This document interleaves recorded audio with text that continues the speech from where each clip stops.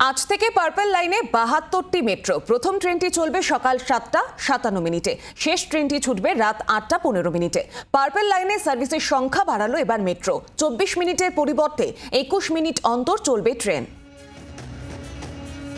আজ থেকে পার্পল লাইনে ৭২টি মেট্রো। প্রথম ট্রেনটি চলবে সকাল ৭টা ৫৭ মিনিটে এবং শেষ ট্রেনটি ছুটবে রাত ৮টা ১৫ মিনিটে। আর এই পার্পল লাইনে সার্ভিসের সংখ্যা বাড়ালো এবার মেট্রো।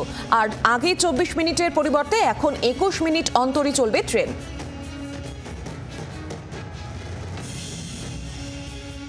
জোকা থেকে মাঝেরহাট পর্যন্ত পার্পল লাইনে এখন যা ট্রেন চলছে, আজ থেকে সেই ট্রেনের সংখ্যা বাড়ানো হলো।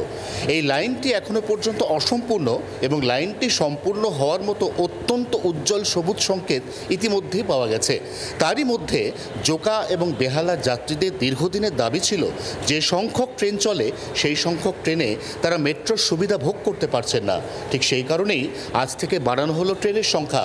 তবে আগের মতোই শনি এবং রবিবার এই পরিষেবা সম্পূর্ণ বন্ধ থাকছে। তবে সোম থেকে শুক্রবার বাড়ছে ট্রেনের সংখ্যা।